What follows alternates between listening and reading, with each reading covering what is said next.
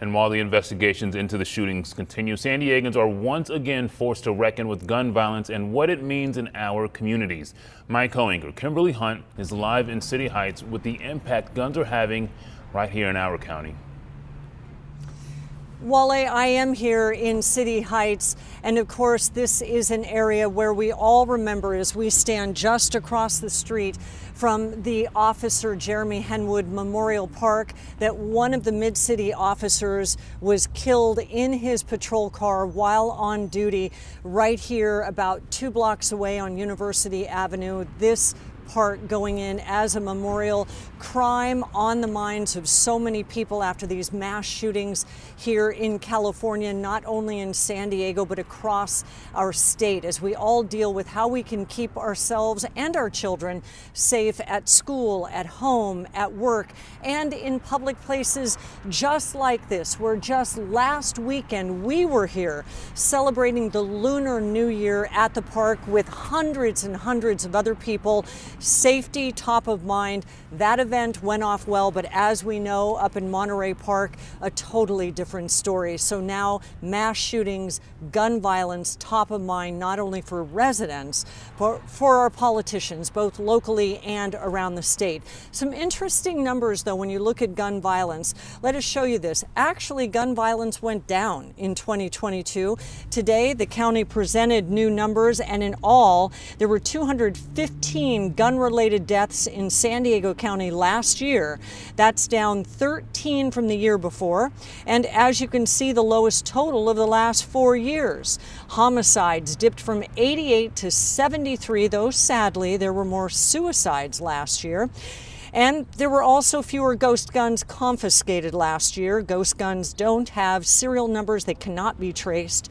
They are often sold as parts. They can be built at home. The number of ghost guns recovered by the Sheriff's Department had exploded from 70 back in 2019 to 264 in 2021. Last year, 187 were taken into custody. San Diego has passed a number of gun policies in recent years, including banning ghost guns and increasing gun storage safety measures. And we tracked down County Supervisor Nathan Fletcher. He says it's too early to know if the dip in the numbers is directly tied to these new laws. That is encouraging, but I think we're going to need more time to see if that's a trend or a one-year anomaly. And we should always be willing to evaluate based on data, are these programs working or not working? Are they keeping us safer or not? But gun rights advocates do have a problem with some of the new laws that are being discussed, not only on the state level, but on the local level. And we spoke with one of those gun advocates, Michael Schwartz, today, and he talked about something being floated right now, which is taxing guns, taxing ammunition. And he says they're penalizing citizens who are following the law and who are legal gun owners. He also said the idea of a registry that just names gun owners could adversely affect them, not only in their personal lives, but maybe on their jobs and other professional communications that they have with people and community positions that they hold. So he was very concerned about some of those things being spoken about, and let's hear from him right now.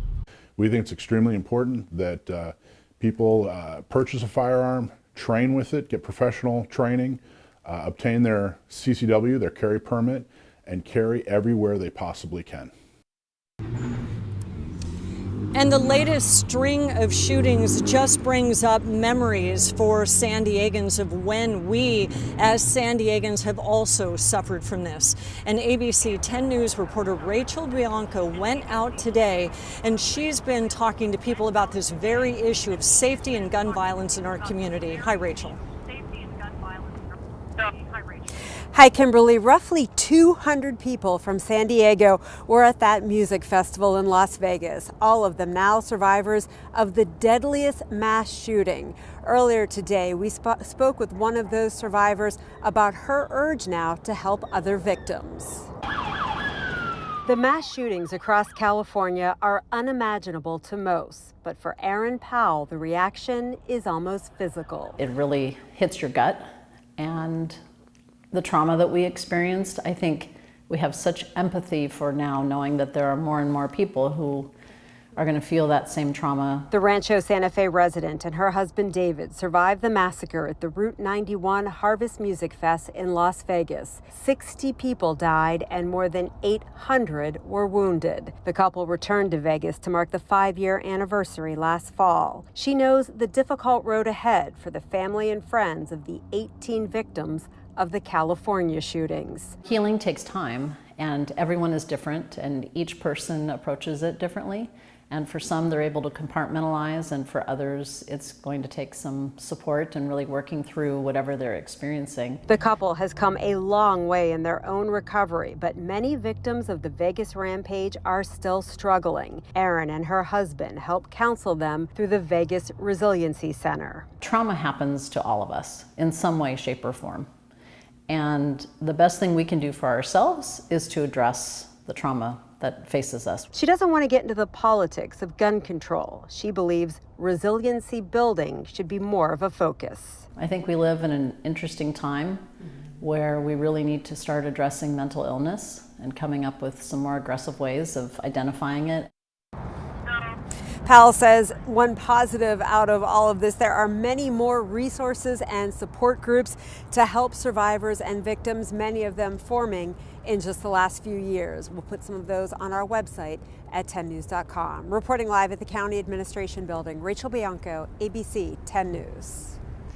Thank you, Rachel. And coming up at ABC 10 News at 5:30, we're going to talk to state legislatures about some new challenges they face as they try to bring up new legislation regarding gun laws. And we'll have all that at 5:30. Back to you, Wale. It's an issue that we cannot just talk enough about until the senseless violence stops. Kimberly, thank you.